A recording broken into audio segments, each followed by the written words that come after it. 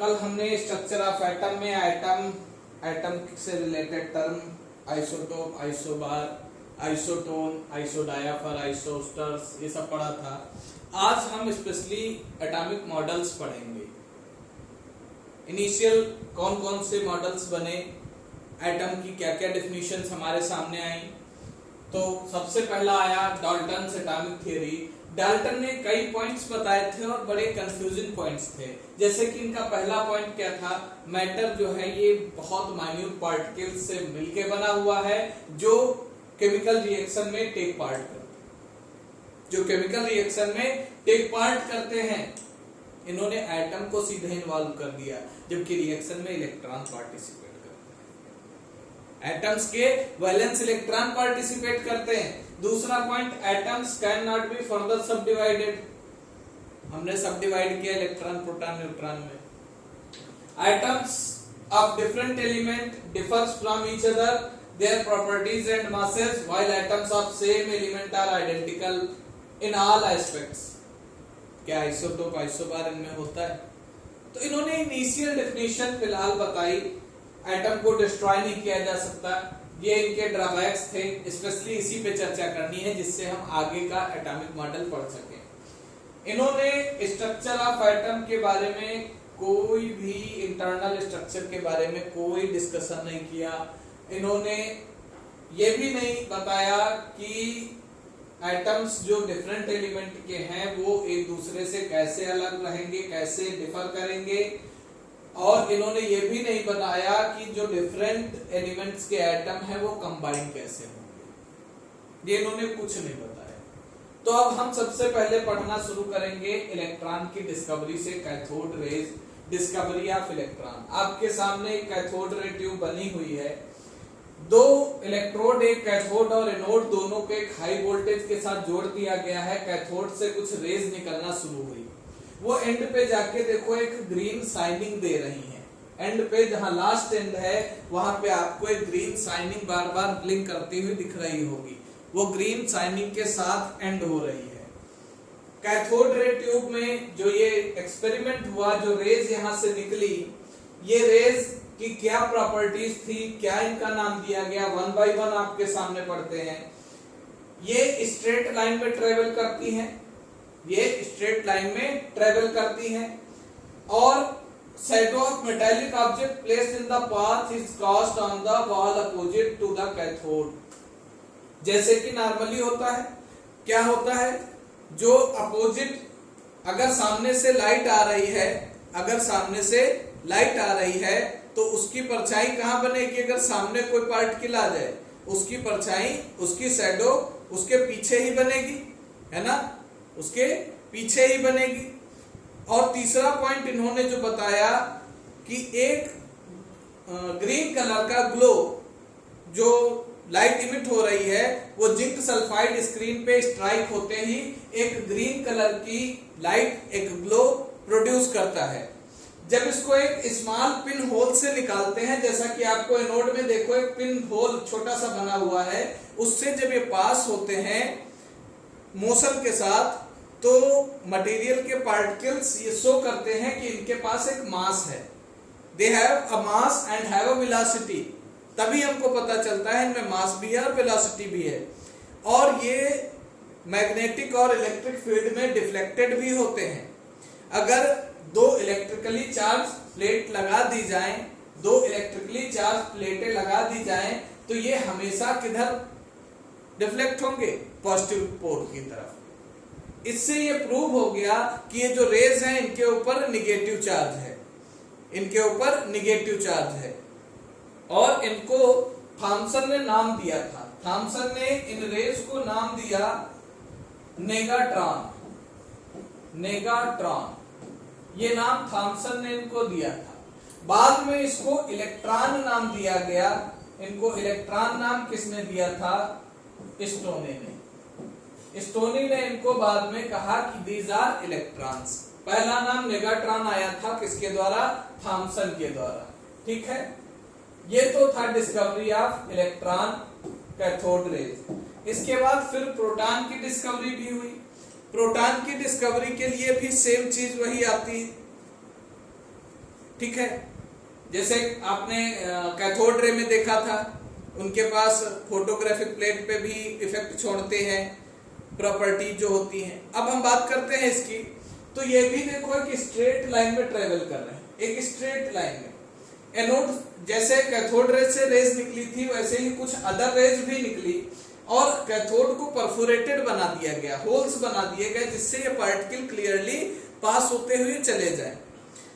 Cathode की तरह इन raise में भी हीटिंग इफेक्ट था। पाथ जब रास्ते में कोई टकराता था तो उनमें हीटिंग इफेक्ट जनरेट होता था। इसका मतलब इनके पास एक काइनेटिक एनर्जी है, मालिक्यूल इन पार्टिकल्स के पास क्या है, काइनेटिक एनर्जी है। और जब इलेक्ट्रिकली चार्ज प्लेट्स के बीच से इनको निकाला गया तो ये रेज जो है वो निगेटिवली चार्ज प्लेट की तरफ डेविएट हो गई। इसका मतलब क्या हुआ, इसका मतलब ये हुआ कि ये खुद में कैसे थे, positively charge, these are positively charge. और जिंक सल्फाइड स्क्रीन पे ये भी एक ग्लो प्रोड्यूस कर रहे थे, इनमें भी एक चमक हो रही थी। इनकी जो E/m वैल्यू थी, चार्ज अपॉन मास की वैल्यू, वो इलेक्ट्रॉन से कम होती है। वो भी तीनों की चार्ज अपॉन मास वैल्यू जो है वो आपके सामने दिखा देंगे। तो इनको नाम दिया गया प्रोटॉन या केनाल रेज, इनको प्रोटॉन इनको कहा गया।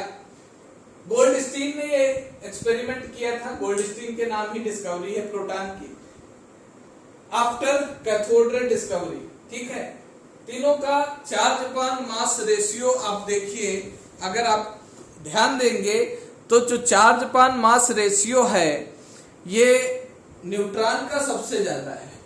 चार्ज अपॉन मास रेशियो का मतलब E/m।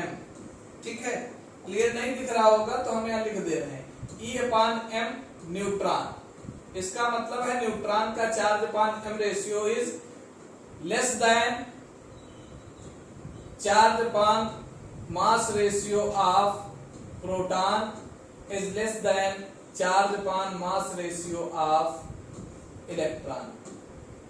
एक्चुअली इलेक्ट्रॉन का मास जो है वो तीनों में सबसे कम है। जिसका मास ज्यादा होगा उसका ये रेशियो कम आएगा, क्योंकि मास अपान में है।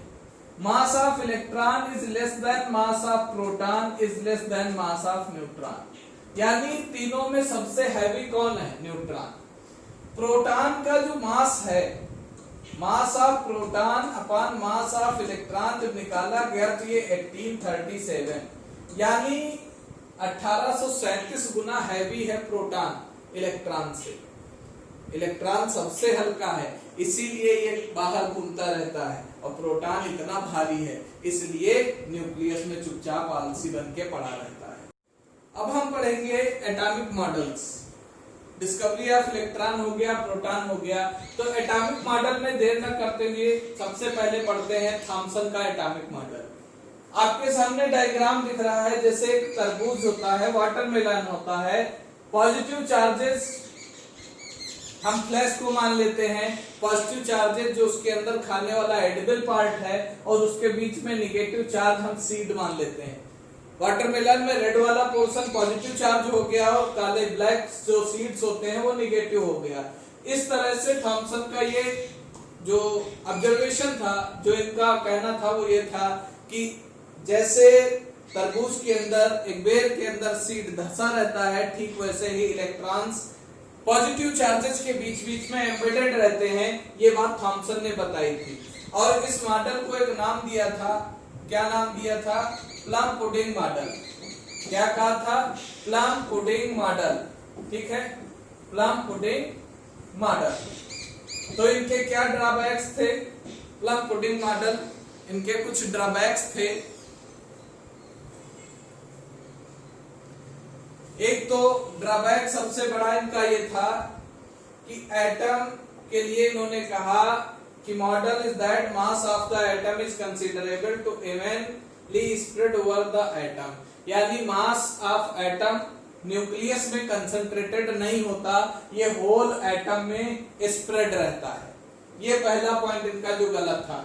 इन्होंने एक स्टैटिक मॉडल दिया था, कोई भी मूवमेंट इलेक्ट्रॉन का नहीं दिखाया था। इनके अकॉर्डिंग इलेक्ट्रॉन में कोई मूवमेंट नहीं होता था। ये था थॉमसन मॉडल। इसके बाद रदरफोर्ड ने अपना अल्फा एक्सपेरिमेंट दिया। ध्यान से देखिएगा, अल्फा रेज ए के फॉर्म में निकल रही हैं, एक ए नाम की बॉल्स इसमें से निकल रही हैं, ब्लू कलर की छोटी छोटी बॉल्स, और वो एटम से टकराती हैं, कुछ रिटर्न हो जाती है और कुछ सामने निकल जा रही हैं। इन्होंने बताया था कि किसी भी एटम से जब अल्फा रेज पास कराई गई और वो अल्फा रेज अगर सरफेस से निकली तो विदाउट एनी डेविएशन वो सीधे निकलती चली गई। अगर ये रेज थोड़ा सा अंदर गई तो इनमें हल्का सा डेविएशन हुआ, और अगर कोई रे न्यूक्लियस के सामने गई तो फिर वो 180 डिग्री पे रिटर्न हो गई। अल्फा रेज थी सारी की सारी। इसका क्या मतलब, अल्फा रे जो नेचर में होती है वो पॉजिटिव होती है। अगर एक पॉजिटिव रे जा रहा है और सामने से 180 पे रिटर्न हो जाए, इसका मतलब सामने भी पॉजिटिव चार्ज है, सेम चार्जेज एक दूसरे को रिपेल करते हैं। इससे ये कंक्लूजन निकल के आया कि किसी भी एटम में उसका मास होल एटम में नहीं घूमता है, उसका मास उसके प्रोटॉन न्यूक्लियस के अंदर, यानी the whole positive charge of an atom is concentrated in its nucleus. ये बात रदरफोर्ड ने ही बताई थी कि न्यूक्लियस में किसी भी एटम का सारा पॉजिटिव चार्ज कंसंट्रेटेड रहता है।